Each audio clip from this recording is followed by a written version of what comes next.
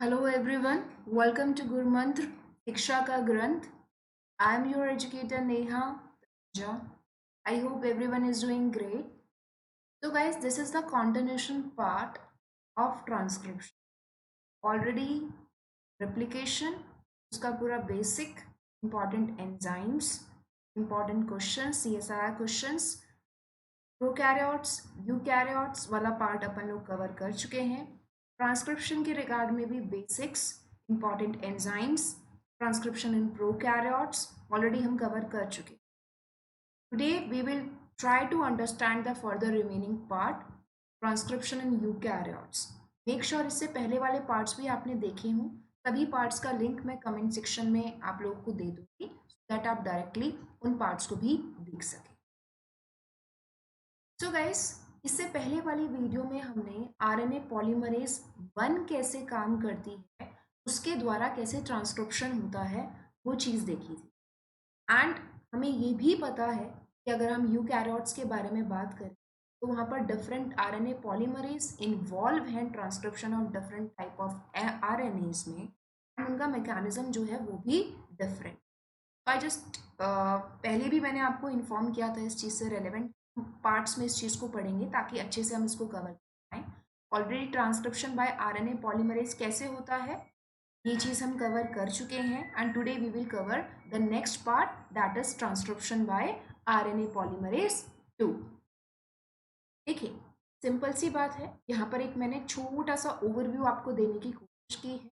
Prokaryotes के case में केवल एक ही आरएनए पॉलीमरेज जो है वो काम कर रही थी, इसकी डिटेल्स हम लोगों ने देखी थी। यूकैरियोट्स के केसेस में बेसिकली 3 आरएनए पॉलीमरेज काम करती हैं, RNA polymerase 1, RNA polymerase 2 and RNA polymerase 3। RNA polymerase 2 जो है वो मेजर वन है। ऑलरेडी मैंने आपको एक ट्रिक भी बताई थी ताकि आप जो है चीज़ों को याद रख सकें लास्ट पार्ट में, एंड इससे आप काफ़ी सारे क्वेश्चन सॉल्व भी कर सकते हैं। आरएनए पॉलीमरेज 2 के बारे में ही आज हम बात करने वाले। आरएनए पॉलीमरेज 2 एंजाइम एंड बहुत सारे दूसरे प्रोटीन्स ट्रांसक्रिप्शन फैक्टर जिनको जर्नल ट्रांसक्रिप्शन फैक्टर्स भी बोला जाता है, ये दोनों के दोनों मिलकर इनिशिएशन को करते हैं यूकैरियोटिक ट्रांसक्रिप्शन में। हमें पता है अगेन ट्रांसक्रिप्शन का प्रोसेस 3 पार्ट्स में बटा हुआ है, initiation, elongation and termination. And सबसे ज़्यादा ज़रूरत है, सबसे पहले ज़रूरत है चीज़ों को इनिशिएट करने की, तो उसी के रिगार्ड में यहाँ पर ये बात लिखी हुई है कि RNA polymerase 2 along with other transcription factors, general transcription factors, proteins मिलकर चीज़ों को इनिशिएट करते। आई होप सो ये ट्रिक आप लोगों को याद होगी, रूममेट वाली जो मैंने आपको बताई थी। एंड अभी हम फोकस कर रहे हैं आरएनए पॉलीमरेज 2 के द्वारा किए गए ट्रांसक्रिप्शन, इस तरीके से ट्रांसक्रिप्शन करती है जिसमें हम देखते हैं कैसे एमआरएनए का बेसिक फॉर्मेशन है, विच इज अ मैसिव और largest RNA among other RNS. Make sure इस चीज को आप याद रखें, इट्स वेरी इंपॉर्टेंट। ओके, अब देखिए, आज हमें कवर करना है second part that is transcription by RNA polymerase. अब देखिए, ट्रांसक्रिप्शन जो हम पढ़ते हैं उसमें आप लगा सकते हैं तीनों एंजाइम की एक्टिविटी में थोड़ा सा सबसे ज़्यादा जो काम है वो आरएनए पॉलीमरेज 2 के द्वारा होता है। Basically there are certain sequences, और आप कह सकते हैं कुछ रीजन्स होती हैं, लोकेशंस होती हैं जिस जो कि ज़रूरी होती हैं ट्रांसक्रिप्शन को स्टार्ट करने। प्रमोटर्स की अगर हम बात करें, प्रमोटर्स की अगर हम बात करें और आरएनए पॉलीमरेज, यहाँ पर मैंने एक लिस्ट दी हुई है, एंड साथ साथ आपको जो है वो एक डायग्राम भी यहाँ पर दिखाई दे। ये चीज़ें भी आपको अपने माइंड में रखनी है। अगेन जो है चीज़ें आपसे जो है इस रिगार्ड में भी पूछी जाती है। प्रमोटर आई गेस सबको पता होगा। प्रमोटर बेसिकली एक सीक्वेंस है डीएनए का जहाँ पर कुछ प्रोटीन्स बाइंड करते हैं। ये जो सीक्वेंसेस आपको दिखाई दे रहे हैं जहाँ पर कुछ प्रोटीन्स बाइंड करते हैं सो दैट ट्रांसक्रिप्शन को इनिशिएट किया जा सके, राइट, एंड आगे बढ़ाया जाए। ये हम सब केसेस में देखते हैं। बेसिकली हम एमआरएनए की बात करें, आरएनए की बात करें, राइबोसोमल आरएनए की करें, इस तरीके के चीज़ों को इनिशिएट कर कैसे डीएनए सीक्वेंस प्रमोटर रीजन्स की ज़रूरत पड़ती। First one is TATA box, जिसको जो है गोल्डबर्ग हॉगनेस बॉक्स भी कहा जाता है, जिसकी location basically 25 base pair upstream located, can say that approximately value यहाँ पर दी गई है। From the transcription start site से 25 बेस पेयर अपस्ट्रीम जो है इसकी लोकेशन प्रेजेंट होती है। एंड अगेन एक कंसेंसस सीक्वेंस ये अपने अंदर कंटेन करता है, basically this is the sequence. And basically this data box is usually flanked by high GC sequence. Flanking मतलब ये जो फ्लैंकिंग है इस एरिया में जीसी सीक्वेंस से जो है वो फ्लैंक्ड हो। जीसी बॉक्स के बारे में बात करें, that is the another promoter region for RNA polymerase 2 activity. इसकी लोकेशन होती है 40 base pair upstream from the transcriptional start site. Again आप देखोगे तो इसका कंसेंसस सीक्वेंस आपको ऐसा मिलेगा। CAAT box, CAT box, it is located about 75 base pair upstream from the transcription start site TSS and इसका consensus sequence कुछ ऐसा हो सकता है। इसके अलावा कुछ upstream activating sequences भी होते हैं। These sequences are also known as hypersensitive sites and are thought to influence many messenger RNA synthesis for many specific proteins. But majorly आपको यही तीन जो है वो याद रखने हैं। बहुत बार डायरेक्टली क्वेश्चन नहीं आता बट बीच में जिक्र होता है, तो आपको ये चीजें पता होनी चाहिए। ओके, अब देखिए हमें बात करना है कि ट्रांसक्रिप्शन हमें कराना है आरएनए पॉलीमरेज 2 के द्वारा। वो बेसिकली होगा 4 स्टेजेस में। इन स्टेजेस तो हम पढ़ते ही हैं, initiation, elongation, termination. But initiation से भी पहले एक स्टेप फॉलो होगा जो होगा प्री इनिशिएशन कॉम्प्लेक्स, या आप सिंपली बोल सकते हो इनिशिएशन कॉम्प्लेक्स का फॉर्मेशन। एक बार इनिशिएशन कॉम्प्लेक्स फॉर्म हो जाए उसके बाद इनिशिएशन होगा, उसके बाद इलॉन्गेशन होगा एंड एट लास्ट टर्मिनेशन होगा। ओके, अब देखिए यहाँ पर ही आप ट्रांसक्रिप्शन पढ़ेंगे आरएनए पॉलीमरेज के द्वारा। वहाँ पर बहुत सारे ट्रांसक्रिप्शन फैक्टर्स का नाम आता है क्योंकि आप लोगों को याद भी करने हैं। तो हमें इतना ज़रूर पता होना चाहिए कि ये जो हम ट्रांसक्रिप्शन फैक्टर्स का नाम देखते हैं ये एक्चुअली लिखा कैसे होता है। देखिए आपने काफ़ी बार ऐसा लिखा हुआ देखा होगा, TF2D, TF2A, ऐसा अपन लोग लिखा हुआ देखते हैं ना। बेसिकली क्या है, TF तो बेसिकली ट्रांसक्रिप्शन फैक्टर के लिए है, ये जो 2 आया है ये है आरएनए पॉलीमरेज के लिए, बिकॉज यहाँ पर ही आरएनए पॉलीमरेज इन्हीं ट्रांसक्रिप्शन फैक्टर्स प्रोटीन्स के साथ मिलकर इनिशिएशन कॉम्प्लेक्स को तैयार कर रही है ताकि फर्दर mRNA सामने आ सके। एंड ये अलग अलग फैक्टर्स होते हैं जिनकी नेमिंग होती है डिपेंडिंग अपॉन वो कैसा फंक्शन कर, ABDEFH, ये अलग अलग ट्रांसक्रिप्शन फैक्टर्स होते हैं। तो इस तरीके से इनका नाम दिया जाता है। छोटी सी बात है बट मुझे लगा बेसिक बात है, बतानी ज़रूरी है, इसलिए छोटे से बॉक्स में मैंने ये चीज़ आप लोगों के लिए डिफाइन की है, याद रखिए। ओके, तो हम सबसे पहला चीज़ें देखते हैं क्या करना है। Formation of initiation complex. Initiation complex begins with, complex है यानी कि बहुत सारी चीज़ें आकर मिलकर यहाँ पर एक तरीके से कॉम्प्लेक्स बना रही हैं। Initiation complex begins with the binding of transcription factor D to the TATA box. सबसे पहले ट्रांसक्रिप्शन फैक्टर 2D बेसिकली आएगा और टाटा बॉक्स अभी हमने पीछे देखा था, राइट, -25 बेस पेयर अपस्ट्रीम जो प्रेजेंट है वहां पर आकर बाइंड करे। ट्रांसक्रिप्शन फैक्टर डी की अगर हम बात करें, it composed of 1 TATA box binding सब यूनिट जिसको हम बोलते हैं ट्रांसक्रिप्शन बाइंडिंग प्रोटीन। इसके पास क्या है, एक बाइंडिंग एरिया है जो कि बेसिकली आकर टाटा बॉक्स वाले एरिया से बाइंड कर जाएगा। आफ्टरवर्ड्स क्या होगा, नेक्स्ट ट्रांसक्रिप्शन फैक्टर्स आएंगे।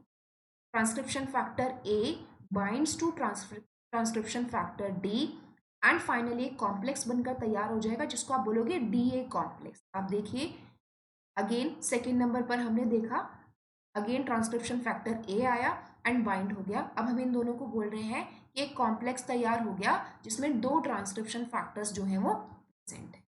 Afterwards, there will be entry of transcription factor B that binds to the DA complex, जो आके DA complex से bind कर जाएगा, followed by binding of a preformed complex between transcription factor F and RNA polymerase। Basically transcription factor B जो है वो मदद करता है आरएनए पॉलीमरेज 2 की रिक्रूटमेंट में, या उसको रिक्रूट करने में। आप देख रहे हैं ट्रांसक्रिप्शन फैक्टर एफ भी आ गया, उसके बाद जो है अगेन आरएनए पॉलीमरेज भी है, एंड कंप्लीटली इस तरीके से पूरा का पूरा एक कॉम्प्लेक्स जो है वो तैयार हो गया। First of all transcription factor D आया, आफ्टरवर्ड्स हम देखते हैं there will be entry of transcription factor A, afterwards B, afterwards F, and वो साथ में अपने क्या लेकर आया है, साथ में और क्या चीज बाइंड हुई है, आरएनए पॉलीमरेज 2। इसके बाद और ट्रांसक्रिप्शन फैक्टर्स की एंट्री होगी ई एच जे, जो कि मदद करेंगे फाइनली चीजों को आगे बढ़ा। Finally, EHJ must add to the complex in that order for transcription to be initiated. क्योंकि पहले एक कॉम्प्लेक्स बनाना, राइट? आप देख रहे हैं फाइनली किस तरीके से पूरा का पूरा कॉम्प्लेक्स जो है वो तैयार हो गया। एक चीज आपको याद रखनी है, ये जो ट्रांसक्रिप्शन फैक्टर है, ट्रांसक्रिप्शन फैक्टर H, ये एक बहुत इंपॉर्टेंट फैक्टर है। अगेन अगर हम इसके स्ट्रक्चरल एस्पेक्ट्स के बारे में बात करें, इट हैज 9 सब यूनिट, 9 सब यूनिट का बना होता है, जिसमें से 2 सब यूनिट के पास एटीपेज एक्टिविटी होती है, एंड बची हुई 7 सब यूनिट के पास काइनेज एक्टिविटी होती है। काइनेज एक्टिविटी फॉस्फेट ग्रुप को एडिशन करने की activity, which has DNA helicase activity. Basically transcription factor H ही जो है वो हेलिकेज की तरह काम करेगा, क्योंकि डीएनए स्ट्रैंड को हमें अनवाइंड करना भी तो जरूरी है, तभी तो हम एक स्ट्रैंड को टेम्पलेट स्ट्रैंड मानकर उससे एमआरएनए बनाएंगे, राइट? तो हेलिकेज की एक्टिविटी ये लेकर आ।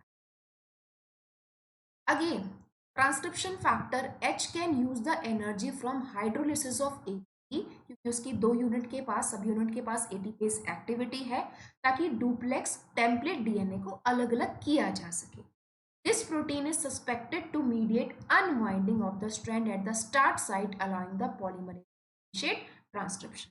आरएनए पॉलीमरेज तो तभी काम कर पाएगी जब दोनों की दोनों चीजें अलग होंगी, दोनों स्ट्रैंड्स अलग होंगे, हाँ, तभी एज एन वन स्ट्रैंड को वो टेम्पलेट स्ट्रैंड यूज कर पाएगी, एंड फाइनली जो है एमआरएनए का सिंथेसिस हो पाएगा। साथ ही ट्रांसक्रिप्शन फैक्टर एच के 7 सब यूनिट्स के पास काइनेज एक्टिविटी है, जो मैंने आपको ऊपर भी बताया, which can transfer the gamma phosphates of ATP to the multiple serines in C terminal repeat domain of the larger sub unit of polymerase 2। Polymerase 2 की जो लार्जर सब यूनिट है, उसमें अगेन हम देखेंगे सी टर्मिनल पर repeated, C terminal repeat domain पर जो है अगेन एडिशन होगा फॉस्फेट ग्रुप का मल्टीपल सीरीन पोजीशंस पर। ये भी एक काम है, ये भी एक काम है किसका, ट्रांसक्रिप्शन फैक्टर एच का। ये 2 इंपॉर्टेंट चीजें आपको याद रखनी है, क्योंकि एक फाइनल एक्शन हो रहा है जिसके बाद डीएनए स्ट्रैंड अलग हो जाएगा एंड फर्दर ट्रांसक्रिप्शन इनिशिएट हो जाएगा।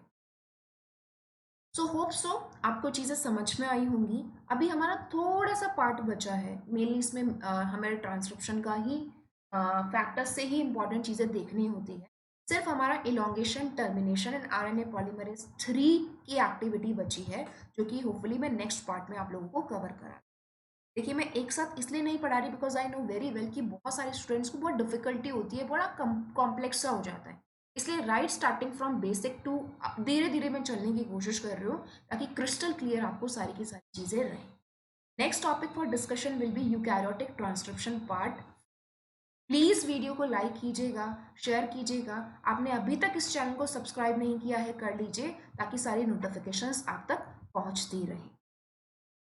Apart from this everyone, I am one of the top educator on Unacademy also. Unacademy India का लार्जेस्ट लर्निंग प्लेटफॉर्म है, जहाँ पर मैं डेली बेसिस पर लाइव क्लासेस लेती हूँ से 4 घंटा। इन केस अगर आप इंटरेस्टेड हैं तो आप बिल्कुल मुझे यहाँ पर भी ज्वाइन कर सकते हैं।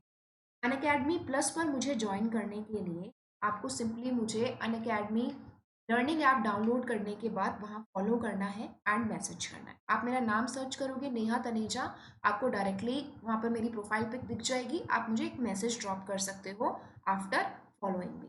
अपार्ट फ्रॉम दिस अगर आप चाहें तो आप मुझे tanejanehaofficial@gmail.com पर भी मिल सकते हैं। अनअकैडमी प्लस ज्वाइन करने के बाद सारी आपको लाइव एंड स्ट्रक्चर्ड कोर्सेज मिलते हैं, टॉप एजुकेटर्स आपकी क्लासेस लेते हैं, सेल्फ एनालिसिस के लिए weekly quizzes and doubt clearing sessions भी होते हैं। आप अपनी नीड के अकॉर्डिंग सेशंस को एंड कोर्सेज को ज्वाइन कर सकते हैं।